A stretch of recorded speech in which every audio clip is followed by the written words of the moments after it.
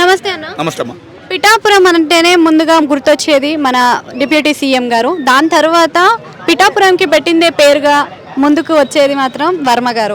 అయితే దీంట్లో భాగంగా టీడీపీ నుంచి అయితే మనకి దొరబాబు గారు ఉన్నారు. ఇద్దరు కూడా ఒకరిని మించి ఒకరు నీ రహస్యాలు నేను పెడతాను, నా రహస్యాలు నువ్వు పెట్టన్నట్టుగా మాట్లాడుతున్నారు. మరి కూటమి ప్రభుత్వం ఏ విధంగా స్పందిస్తుంది అంటారు? అమ్మా, దీన్ని రాజకీయం చేయాల్సిన అవసరం లేదు. చంద్రబాబు నాయుడు గారు కూడా స్పందించారు. అక్కడ జరిగింది ఏంటంటే పవన్ కళ్యాణ్ గారిది పెద్ద బొమ్మ వచ్చింది, చంద్రబాబు నాయుడు గారిది చిన్న బొమ్మ ఉందని వర్మ గారు అలిగి వెళ్ళిపోయారు. ఆ విషయం అయిపోయింది. మధ్యలో ఉన్న కార్యకర్తలు కొద్దిగా చిన్న చిన్న మాటలు అనుకుని దాన్ని రబస్ చేసేసి ఏదేదో అయ్యింది. వర్మ గారు ఇప్పటికైనా గ్రహించాలి, మీరు ఒక బాధ్యత ఉంది సార్. 3 సార్లు ఎమ్మెల్యేగా మీరు అక్కడ గెలిచారు. పవన్ కళ్యాణ్ గారికి సీట్ ఇచ్చారు. ఎవరు చెబితే? చంద్రబాబు నాయుడు గారు చెబితే.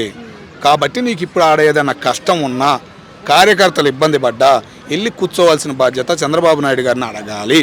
నువ్వు అక్కడ రబస్ చేసినా ఓకేనా, అక్కడ ఏదైనా చేసినా నీకే మంచిది కాదు. ఓకేనా? పిఠాపురం అనేది ఇప్పుడు పిఠాపురం అనగానే గుర్తుకొచ్చేది పవన్ కళ్యాణ్ గారు. కానీ నీ చరిత్ర తెలిసిన వాళ్ళు ప్రతి ఒక్కరికి మీకు మర్యాద ఇస్తారు. ఒక బాధ్యత నీకు ఉందనే ఒక జ్ఞానంతో సామాన్య ప్రజలు ఉండారు.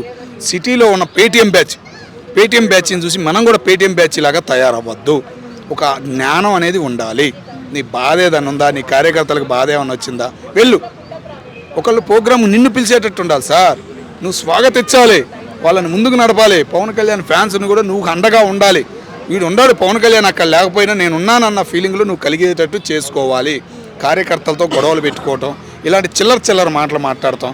3 సార్లు గెలిచాను, పిఠాపురం బయట నుంచి వచ్చానని పవన్ కళ్యాణ్ గారికి చేసేటట్టు చేసావనుకో, కొంతమంది ఉన్న పేటీఎం ఛానళ్ళు ఉన్నాయి, నిన్ను కూడా రివర్స్ చేస్తాయి, నిన్ను టీడీపీ పార్టీకే దూరం చేస్తాయి. కాబట్టి కొద్ది జ్ఞానంతో నిదానంతో మాట్లాడాలని వర్మ గారిని కోరుకుంటున్నాను.